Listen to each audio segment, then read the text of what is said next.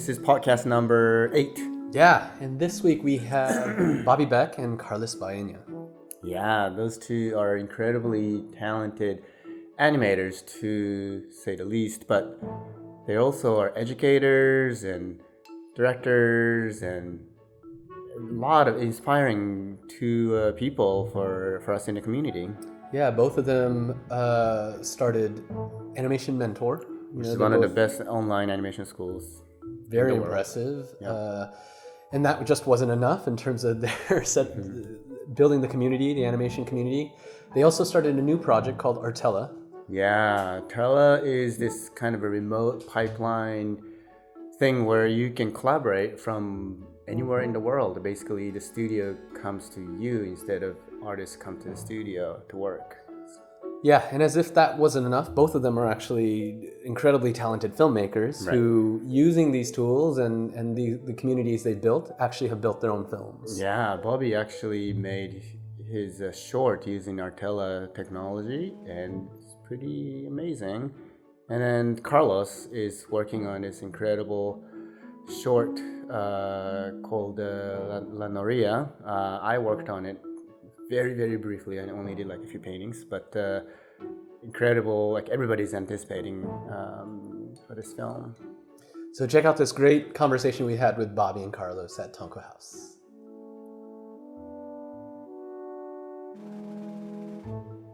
You guys started Animation Mentor. Can you tell us a little bit about? I know kind of in hearing about Animation Mentor, but what's the story? Where did it start, and how did it become, like 11 years later, like possibly one of the best animation online school? Where did it start? Yeah, well, first of all, thank you for that. That means a lot to hear that. How it originally started was Sean Kelly, who's one of our co-founders as well for Animation Mentor and Artella. He was teaching a class at a college in San Francisco. And he asked me if I would co-teach a class with him. And we were super excited. So we went in and then we asked people, this was their last class before they graduated. Let's project all your work up on the wall here. We'll take a look at it. And the challenge was none of them were going to be ready to work in the industry. And, they're spending about $100,000 for 4 years of education. And it just kind of bothered us both, really badly. So I remember that night driving home, I heard this, I was listening to, because I listen to audiobooks all the time, but it was like a motivational book, and it was talking about what are you doing now in your life that you could do and help many other people to do? And I was like, I love animation, and actually teaching is a lot of fun, because when you see the light bulbs go on, it's amazing, that's cool. But at that time, the internet was the dot-coms bubble had bursted. And driving home that night, I realized I want to start an internet company. I want to try to figure out how to get animation out there to the world. And in the beginning, it was going to be people would call into the phone. We'd do through phone conferencing. And there'd be teleconferences. And there'd be an FTP site where people would put their stuff, and we would just pull it up and we'd be go to frame 49. All right, and that's what it was going to be when we first started, and it was funny. And then we realized we could tap into our heroes. We could, Sean and I were talking, and we were we could tap into our heroes like Glenn Keane, Eric Goldberg, Andre Esteja. We could ask them if they would teach a certain area, and then that way we're learning too, kind of selfishly. Yeah. But we didn't know anything about video. But then there was this one guy who knew everything about video and editing. So immediately we asked Carlos, do you want to join this? And this was right away. We hadn't done any development or anything much other than just ideas. So Carlos was right there at the beginning as well. And then, the story goes on, but essentially we wanted to create the school that we wanted to go to. And we wanted to cut out all the fluff and just give people the core of what animation is, which is not about software. It's about art, it's about life, it's about pulling what you see around you into your work. And we actually started some of the early classes, we had a room with a TV where we would go through some exercises, and then we quickly realized that's not really how we learn. we would learn by going to the coffee place, by studying people's work.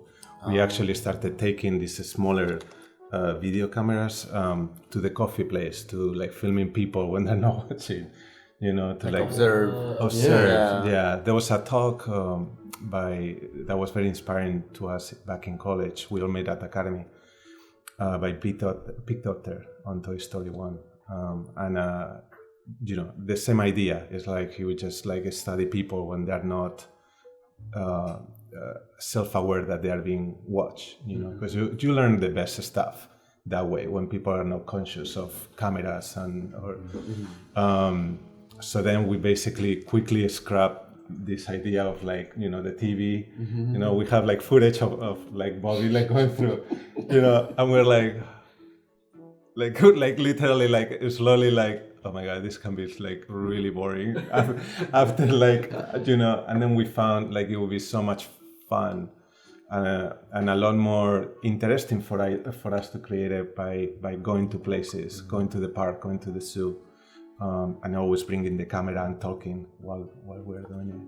I mean, a lot of our learning was through all VHS tapes from the Glen Keane, from Andreas Deja, and many of Disney archive stuff that we copied and then made copies of copies of copies, and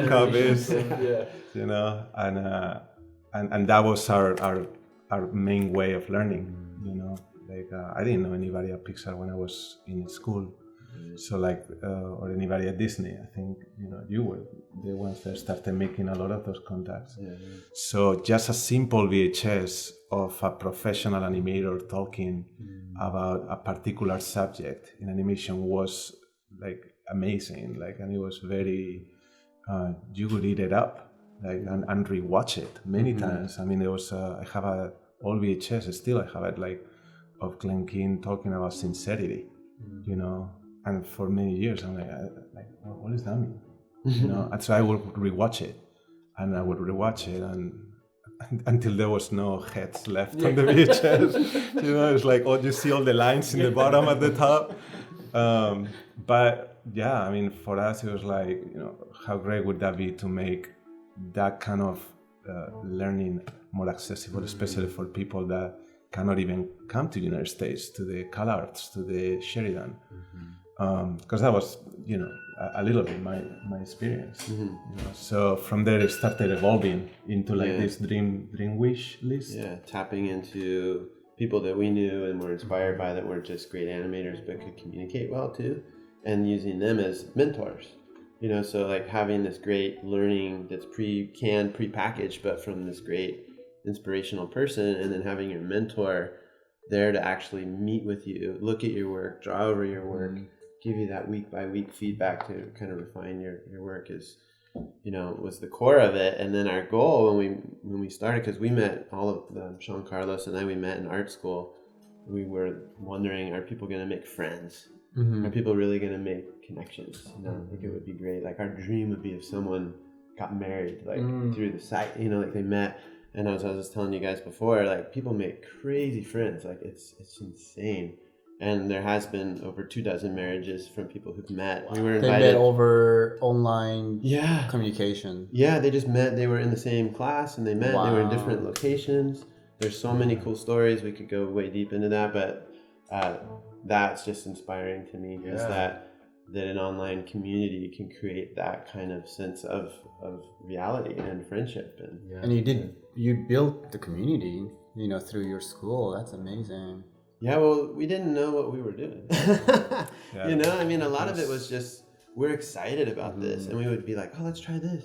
Now it's called social. There was no Facebook when we started, and there was no YouTube. It hadn't launched yet either. Not even a Friendster or MySpace, I think, at that time. It was 2002, 2003. Yeah, Friendstar and MySpace. Remember? Yeah. Half of our audience is like, what's that? Friendster, what's that? Yeah. MySpace. Before there was Facebook. And there was a lot of unknowns about online interaction. Period. Right. Even some pushback. In terms of like, I don't think that stuff can be taught online. So there was, and we felt right. that resistance, and like Bobby said, like with a lot of these things, you just enter a place that you have no idea if it's gonna work or not. You take a leap of faith, and some stuff worked, some other stuff didn't work. I mean, we tried to make sure that there was at least sometimes during the year that people got to see each other face to face at a location, like more specifically San Francisco, through barbecues, through graduations, so that not everybody's like looking at each other through that tiny little window. Now we do our graduations at CTN in Burbank in November, and people will come from all over the world. It's crazy. That's so like cool. Russia, Brazil. Wow. It's just mind blowing. And then we usually give them T-shirts and stuff, so they can kind of like, we do graduation the day before, and then they meet each other. So then when the conference starts, they're like, "Hey, what's up?" And then they have those connections already. So by the end of the conference, it's almost like they've bonded like crazy. And then they go home and they carry that inspiration. Sometimes you need that, right? If you're sitting at home working on your computer, you can only go so far before you start to burn. So little events like that really help to keep the motivation going. Not everybody can go, obviously. Right. But And it's been great to have it around the time of the event from CTN. Tina from CTN has been very, like very supportive of stuff like that, because then now you have, not only you're gonna see the people from the school, but now you see all these artists from CTN that are showing stuff, talking, like giving talks. So for us even, it's like, like I'm always looking forward that event now, So I have a question. So to you, Bobby, actually, like, when you guys started the school, you left Pixar to do this full time, right?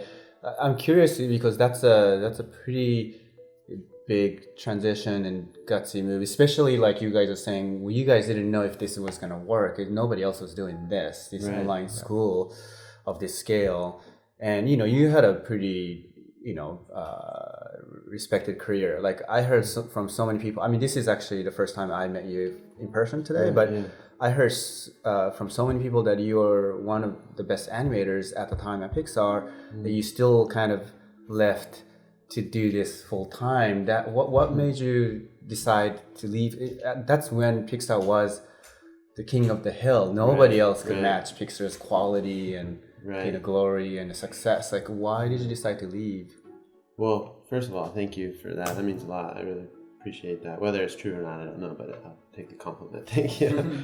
At that time, I had been at Pixar for 7 years, and I was at Disney before that, and I loved animation. I felt like there was something more for me, and I tried to do that at Pixar for a little while, and I kind of felt there was a little bit of a glass ceiling, and it was really hard to grow the way that I wanted to grow, and I didn't see a lot of opportunity in the near, so I decided, we were doing this development of this new thing. I was working on Finding Nemo, I think, at the time when we were working on it. Yep.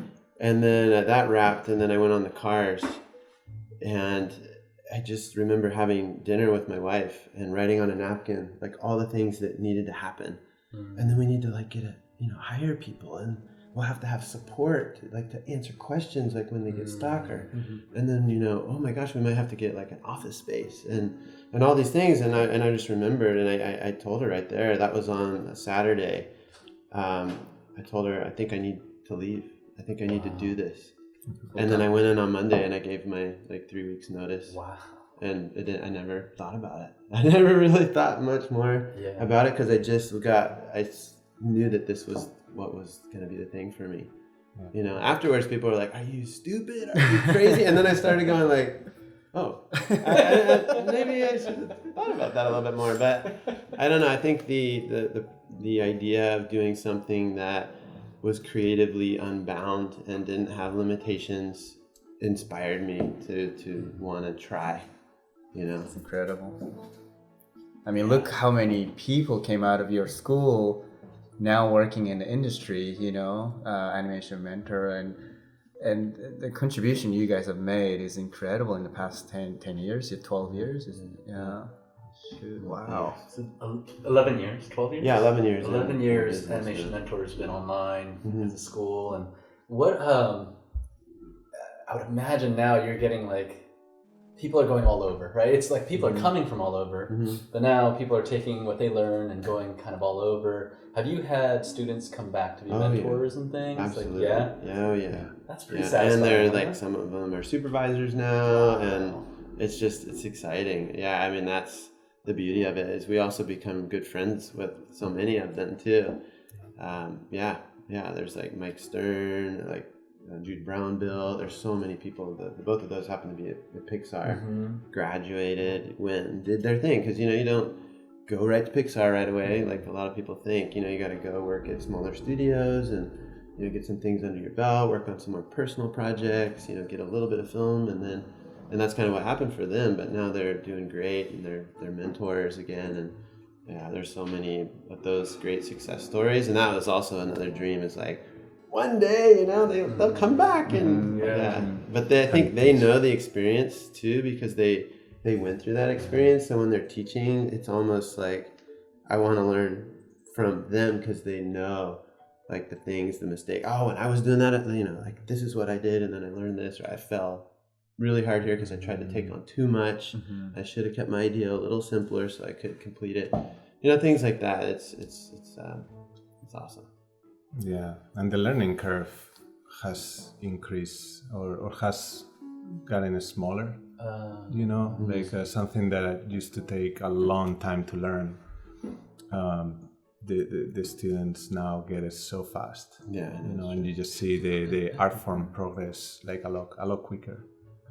Why do you think is that? That's interesting. I think people are so much more in tune with technology. Back for us in college, I mean, we learned through this really slow old machines called silicon graphics. That one of them would cost like hundreds of thousands. Right. So you couldn't have like a PC at home, Right. and Macintosh wasn't ready for stuff like that.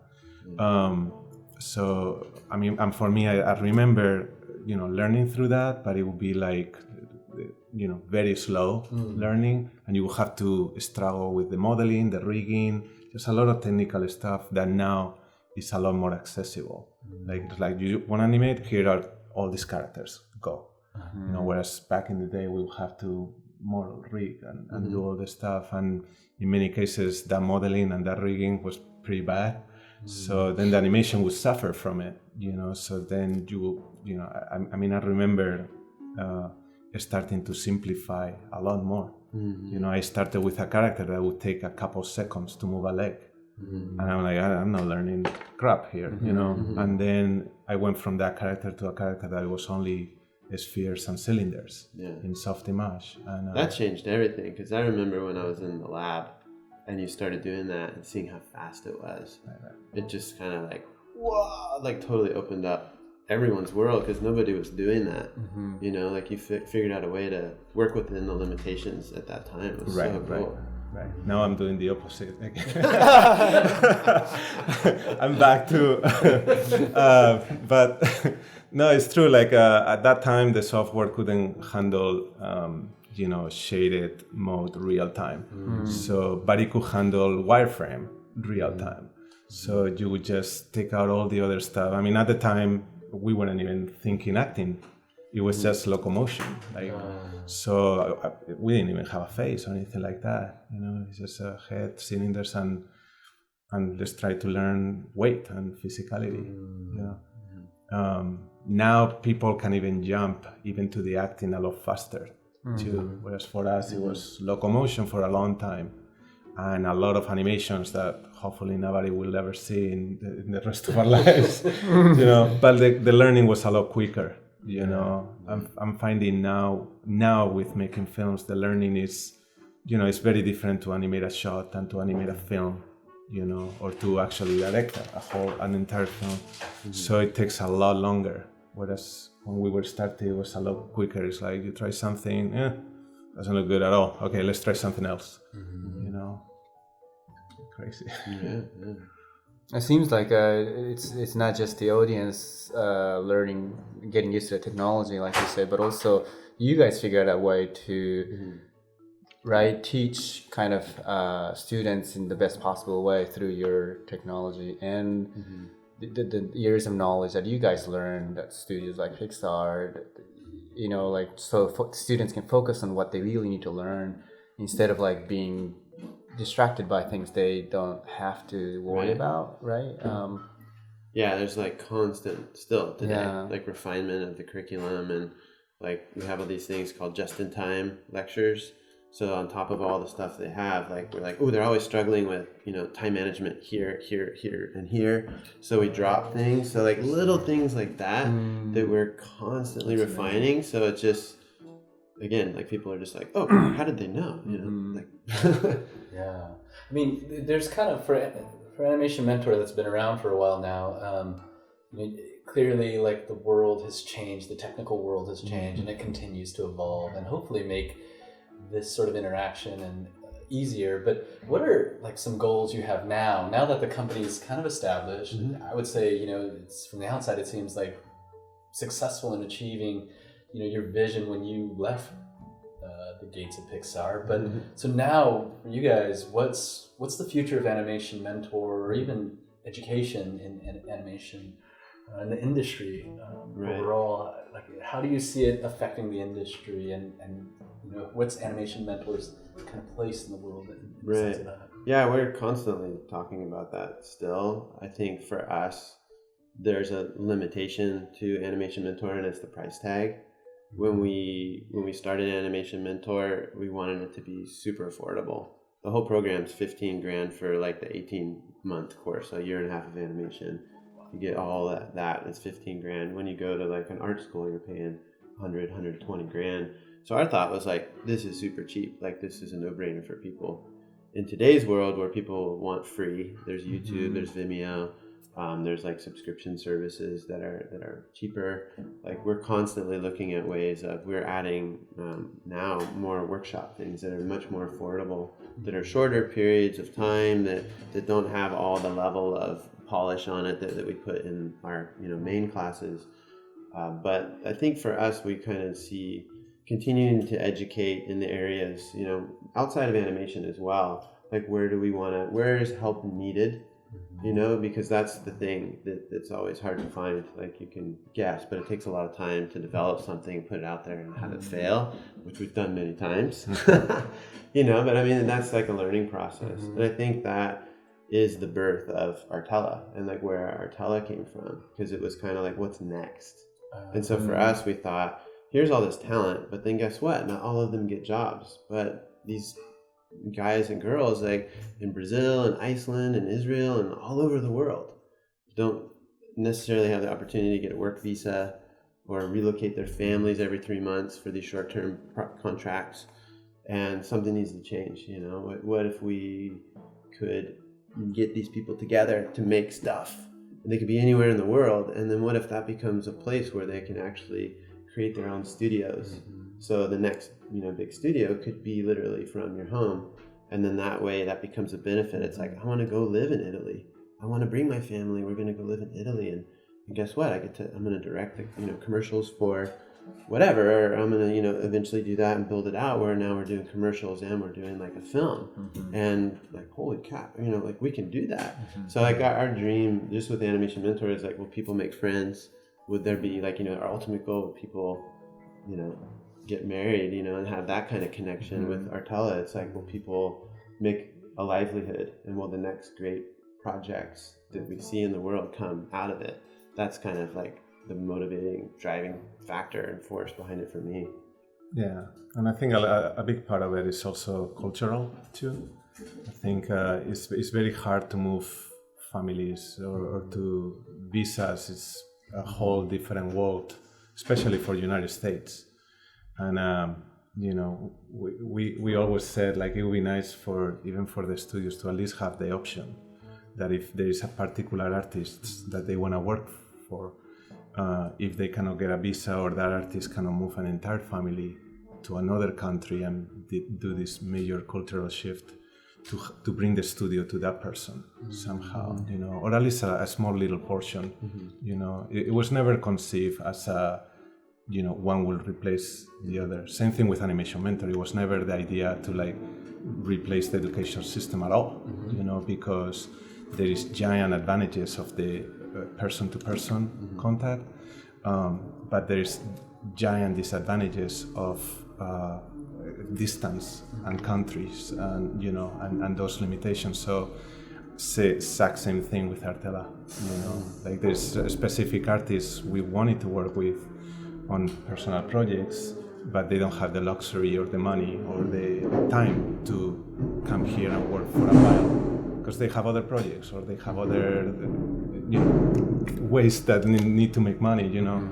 So instead it's like, well, can we try this, you know? And it's come out of that idea. Yeah. Is that your tummy rumbling? Sorry. Yeah. The trash is getting picked up outside. You guys have, I mean, it was great to kind of transition and understand a bit how Animation Mentor led to Artella. Could you guys explain kind of in a short bit, like what Artella is your new venture, and can you kind of explain what Artella is? And it's a cloud-based platform where people can come and make content together. When we started it, we wanted it to be animation because it's what we know. It's kind of what we built the platform for. We get a lot of people saying like, could you make a comic? Why can't I make a comic book through it? You know, and it's like, well, you can. But I think, you know, right now we're kind of focusing on what we know. Let's kind of see how we can make that work for animation, and then from there we can kind of expand out. But the goal is, you know, this stuff is not easy to do. And if you want to make a remote project, I'd say like 95% of them fail because it's really difficult to do. It's pure, no matter what, it's difficult to do. But right now it's like, you know, should I use Box or Dropbox or, you know, Google Drive? And then there's like Skype or Google Hangouts, and, you know, there's like Trello and, you know, Slack and for communication, and it's like, and then, you know, emails, and it's like, oh my gosh, man, just data management of like stuff. And then it's like, I need to find artists who can do these skills that I don't necessarily have access to. And maybe I can go to Behance or, you know, ArtStation and try to find somebody there, and, you know, but maybe they're not getting back to me. And I don't know, it's just like, how could we create one place where they have all that? You know, they don't have to think about, how do I communicate with my team? How do I find talent? How do I manage my files? How do I actually do a production? Like, we try to make it as easy as we possibly can so that people can just focus on being creative. And, you know, we're just at the very beginning. Like, we launched in May, you know, May 10th. And so excited to have it out there. But we launched and it didn't have like private messaging, and it didn't have notifications, and it didn't have some of the basic filtering features, and people are like, what is this, blah, blah, blah. But for us, we realized just with the Animation Mentor, like, you got to put it out there. You know, it's never going to be perfect. Even today, I would say 11 years later with Animation Mentor, like, it's not perfect. You know, there's so much room for growth. And with Artella, it's like we've embraced iteration. Like, we know, like, we can only take this so far, but the community has to inform how this develops and what it becomes. Do we need to build project management? Do we need to build, what kind of project management do we need? We're spending a lot of like time figuring out, like, we don't want to create a super high-end tool like Shotgun, for instance, which does an incredible job at doing all that. We want to create something that's a little more lightweight, that artists can use, that they totally understand, and has connectivity throughout the platform. So if I update one thing in one place, it can track that everywhere else the way you think it should. You can tag people on it, like your supervisor, like, hey, so-and-so, can you take a look at this? And they can just click and pull it up and draw on it. So our goal is to, you know, long-winded answer here, but like to be the place where people just get to go and be creative. And even feature-length film, like a big project, serial, like a television series, you think that's the goal? Yeah, I mean, I think, you know, we took the cue from, you know, I feel like when Pixar started, they did it really well in starting with the small shorts or commercials before doing their first Toy Story. And, you know, it's a very great way to figure out what works and what doesn't very fast.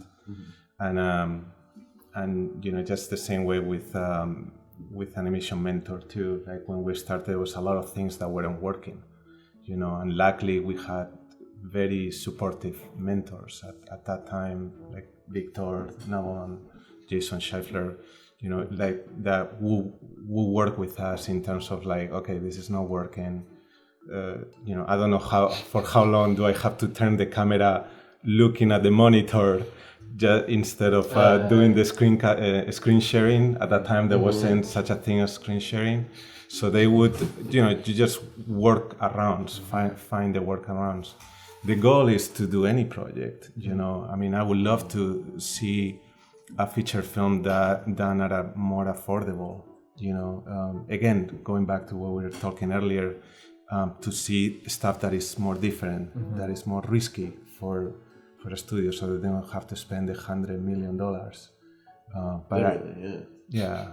And at the same time, like for us, the artists, we're actually seeing stuff that feels like it's pushing the medium forward. Because right now, with animation, the big wall that is how expensive it is.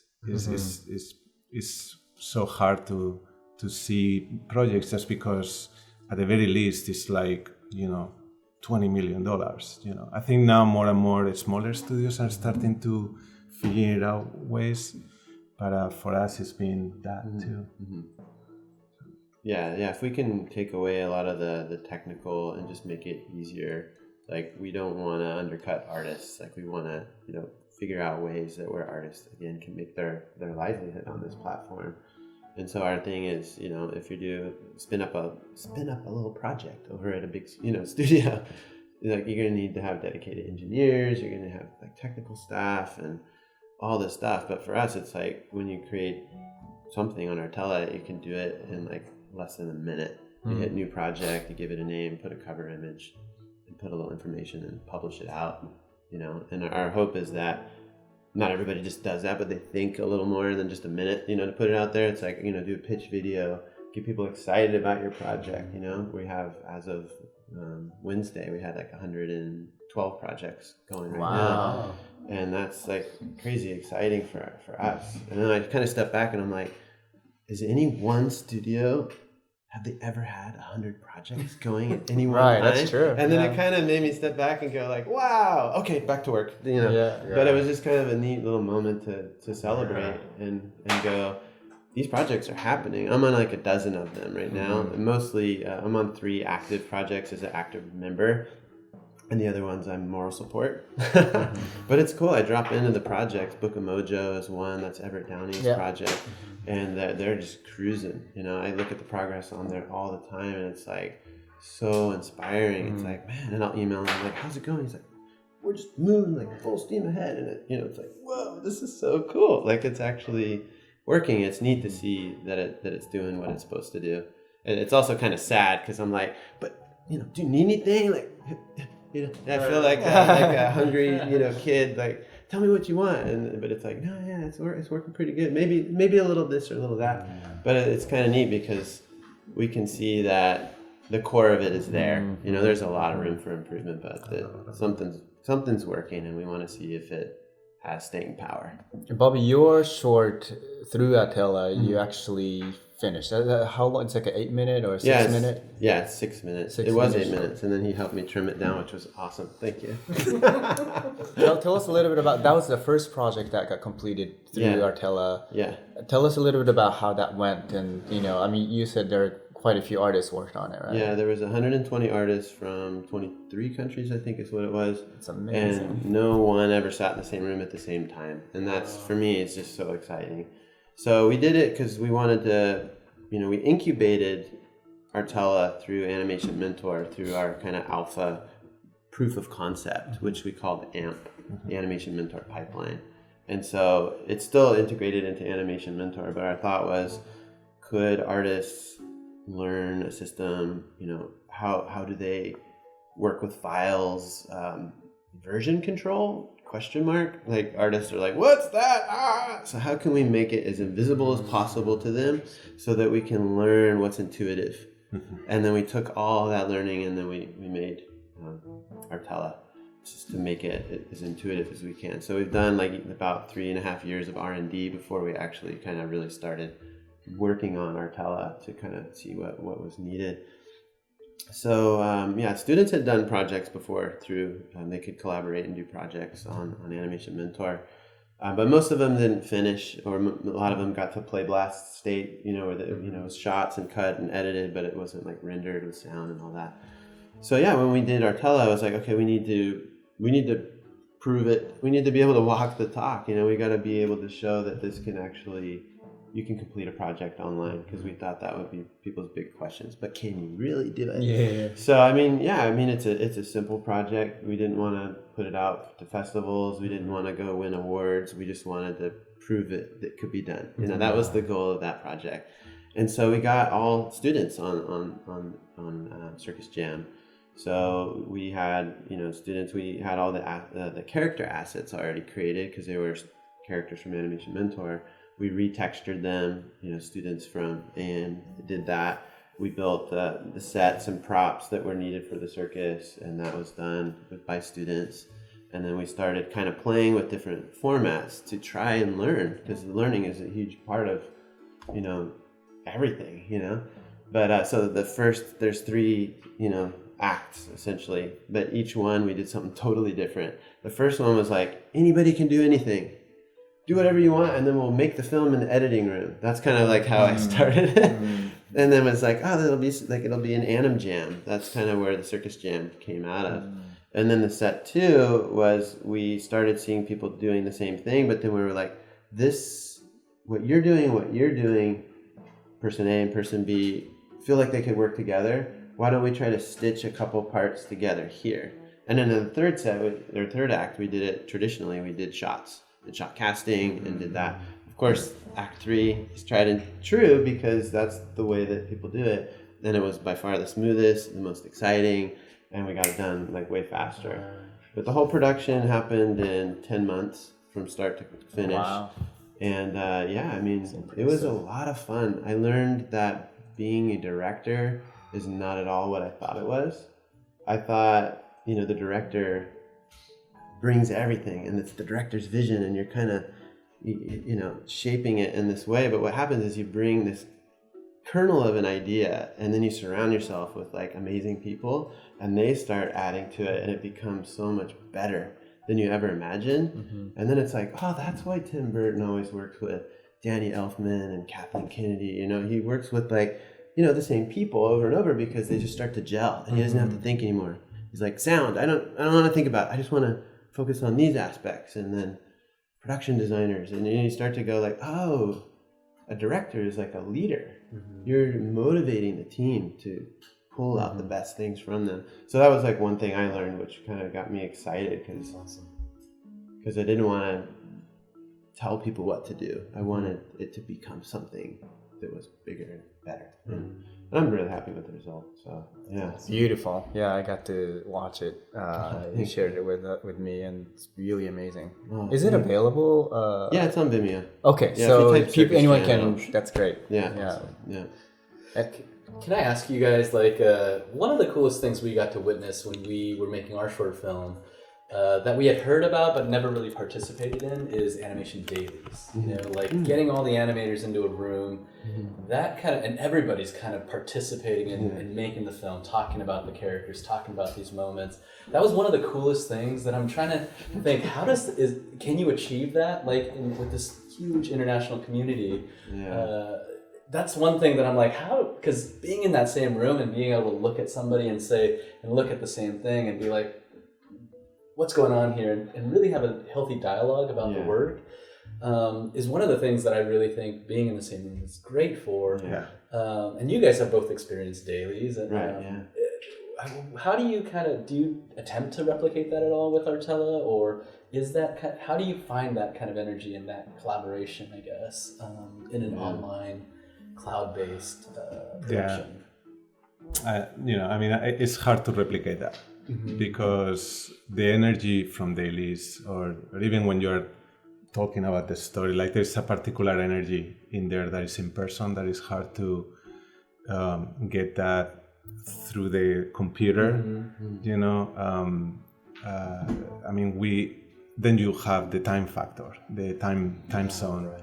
So I know on our film we have three animation dailies per week, but we have those in different times based on where the most number of animators are in more or less a particular time zone, you know, with a few hours of difference, and then another dailies which is like very close to, you know, like it's like a night, and that helps with another time zone. It's close to impossible to get everybody. I mean, we have some animators that are in New Zealand, other animators that are in Spain, and other animators that are in California, and that is like 20 hours difference in there. So what for a regular animator in, you know, for an animator here in California might be the dailies is at, you know, 11 a.m. For somebody in that time zone, it might be 5 in the morning, you know. And, you know, when the project is voluntary based, you can only ask for so much. You know, it's hard to, you know, you make it basically like optional, you know, and then the hard part, at least what I have experienced, is you have to be the motivator, because sometimes people come back from their work, from their full time, and they're tired, you know, and you try to make the dailies as alive as possible, so that people don't fall asleep, you know, while they're on the webcam, you know, listening to it. So you kind of have to like really like engage. You know, I use the dailies as an opportunity to share what the other departments are also doing. So as we are doing now more lighting, for some of those animators that have like more limited time, I also use it as a you know, opportunity to be like, this is what all the other great artists on the film are doing. And I do the same thing with the lighters, or I do the same thing with the color script artists. Like, you know, it's like, have you guys seen this animation? Have you guys seen this? And that seems to keep him awake, you know.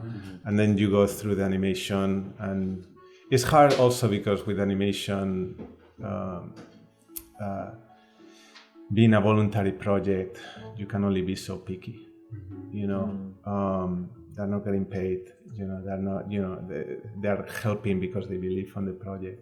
So sometimes you can take it to a place, you know, and that's basically the way it's been working, you know, with dailies. But it hasn't been easy. That part of the process hasn't been easy. I don't know, what's been your experience? Yeah, I've been doing online dailies for years, like through Animation Mentor as well, and I don't know, I really like it. Time zones are hard for sure, so you have to kind of negotiate that up front. I'm directing a project right now through Artella. It's called Thistle One. It's like a 1-minute action sequence, and I'm really excited about it. Yay! But it's like, you know, we have the look development lead is in Malaysia. My CG supervisor is in Austria. We have our concept, like color key artist, he's in Colombia. And the animators are Mexico and Florida, New York, Brazil. It's like all over. But it's just so much fun. I just get excited because like our previs supervisor, Bua, he's from Thailand. And when he first started on the project, he didn't speak any English. And he got an interpreter and really wanted to work. I just loved his work. And I was like, I would love to work with you on something. And that's kind of how this was born.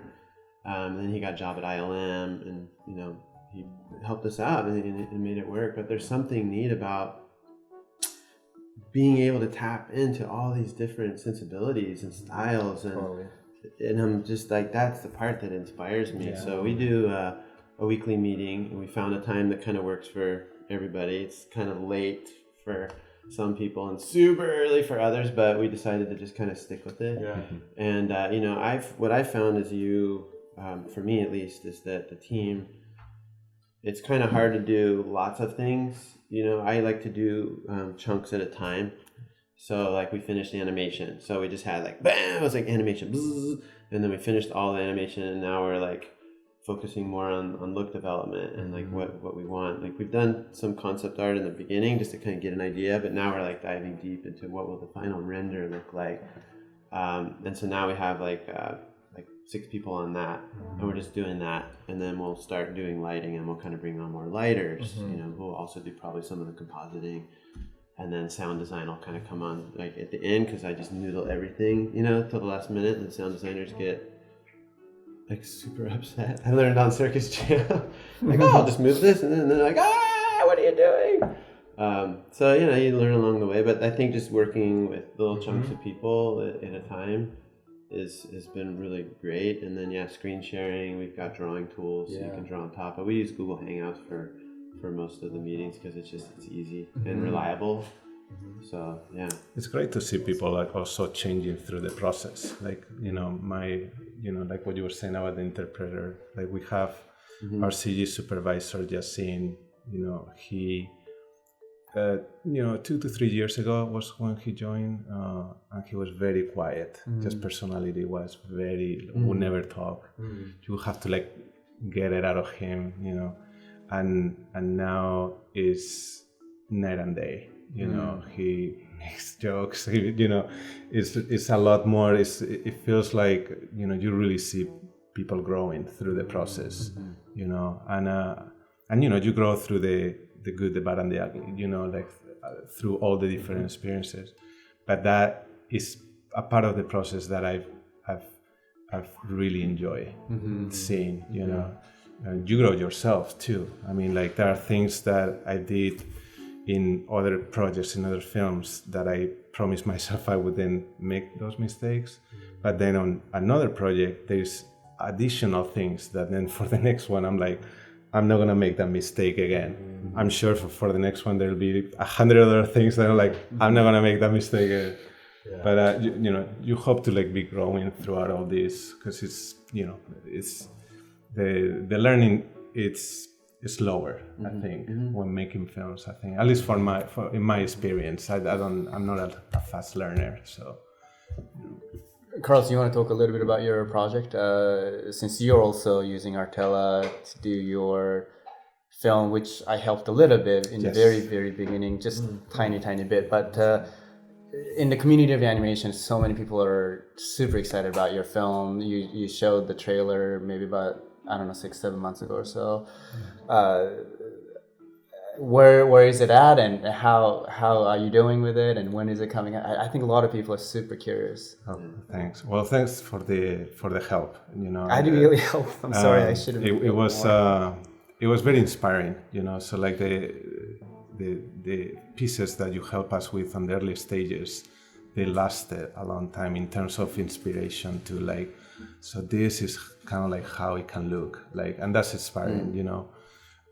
When I started the project, I knew very little about color, lighting, photography, you know, and now we are on those stages. So we still go back to some of those pieces, not just color-wise, but just what do I feel?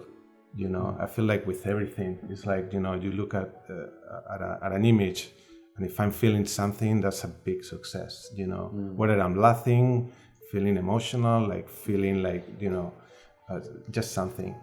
It took us a long time to figure out the part of going from animation to cloth simulation, hair simulation, assembly, lighting, going through the render farm, which is in Spain, and then from the render farm go to render storage, which is where we do a lot of the compositing via Nuke.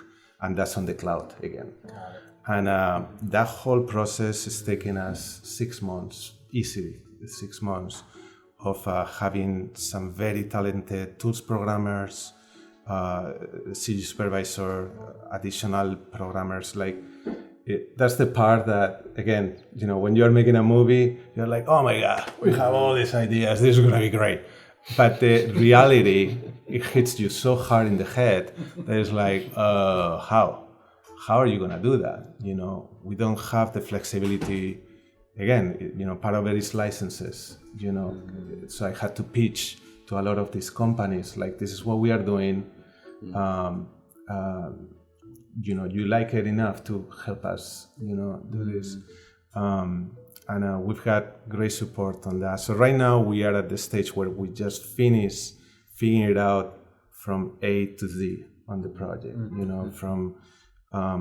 we recently just finally got our first renders that goes through the entire system. Cool. But at the same time, we've been also doing a lot of a big push of color script and a big push of getting lighters used to like the software and all that stuff. We use the alpha version of what Artella is called AMP. It was too late in the game to switch for us to switch all the files, there was so many versions that I had long conversations with Bobby that go back to last year. It's like, how could we do it? Like, what are the trade-offs? What are the pros and cons? And because we spent so much time dealing with the technical, for me, continuing dealing with the technical wasn't necessarily something I was looking forward to. So instead, it's like, it's been working until now. We're just going to stay and continue focusing from now on until the creative. And the rest of this year is going to be, we're like 10% completion, I think, in animation. Left. We were very smart because we left the hardest animation shots for the end. So that was very smart on my part. You have 10% left? Yeah. So you're 90% done? Yeah. We're 90%. Wow. Yeah. Sorry. That's exciting. It's just that 10% left. But the hardest shots. Is the hardest shot. And I'm like, it's like, that's the thing. That's like, you learn by falling a lot. Like, I don't know who was the very smart person in this film to think that having cloth and hair simulation was a good idea. I still want to talk to that person because it opens a whole labyrinth of complications. Totally. Up until like 6 months ago, I had no idea what cache files were. I just didn't know.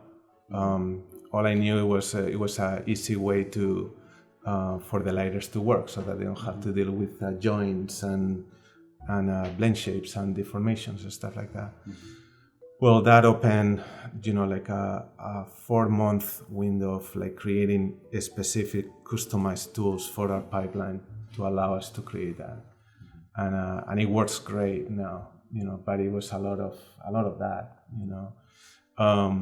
So we're very excited, about it. Like, it's been a long journey, but I see the light, the tunnel. Yeah. If it's any comfort at all, Dam Keeper, we did exactly the same thing. We left the hardest shot at the end, and literally we were at Fantasy a couple blocks from here recording music, and Dice and I were still painting the shot. So wow. Good luck, Carlos. It'll be all worth it. It's totally going to be worth it. So many people are so excited. And everything we've seen is just stunning. Incredible. Appreciate that. I cannot wait to see the 100%. So much of it has been, like Bobby said, I mean, you just surround yourself with people that are, I don't know anything about rigging or modeling or lighting, I like photography as a hobby, but to get people that you give them references and they come back to you and it's like, we can still make it better than that reference. I'm like, all right, then that's great. How?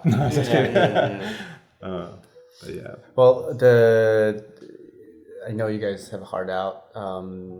I'd love to hear in the end, like, both Animation Mentor and Artella come from, at the end of the day, I feel like it comes from your passion and love for animation and the community. And I'd love to, if you guys could each of you could talk about like what the future of animation industry is and what you hope and what you want to, help where animation community and industry goes from now on.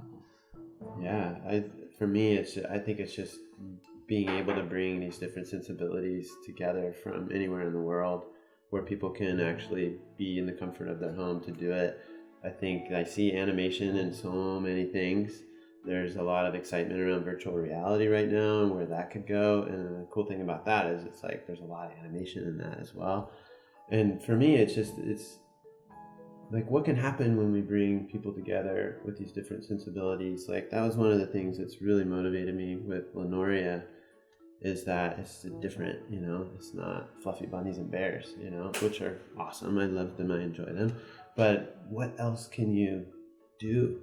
You know, a drama, you know, a horror film like Lenoria. It's like, then all of a sudden we start to break out of like, it's just for kids, you know, and it can be different things. And, you know, live action's done that, you know, why can't animation do that? And can animation do that? Can it be done?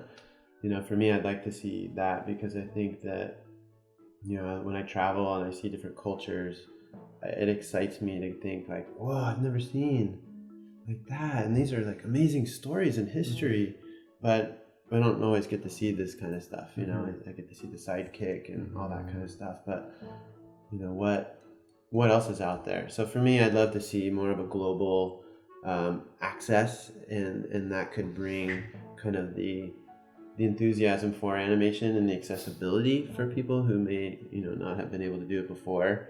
They could get a PC and whatever and be able to do it. I'd love to see that happen for sure. Yeah, thank you guys so much. It's really, I mean, it's fun for us, kind of like what you guys are saying about Animation Mentor. You know, we bring people in and make this podcast, but it's cool to meet you guys. And So inspiring. yeah, really inspiring. Likewise. Likewise, for sure, man. It's very cool.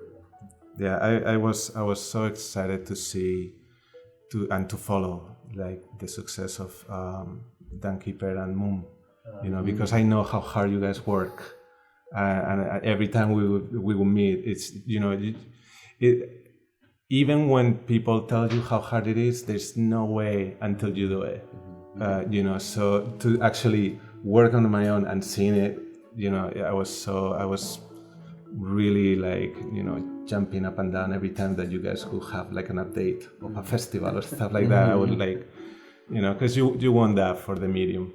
At the end of the day, it's like we all love the medium. It doesn't matter what, you know, it doesn't matter what the medium is. Like we love the art form of animation, and we want it to like really, you know, excel into any direction. So. Yeah. Awesome. Great. Thank you guys. Thanks. All right, thank you. Yeah, Thank you. Absolutely.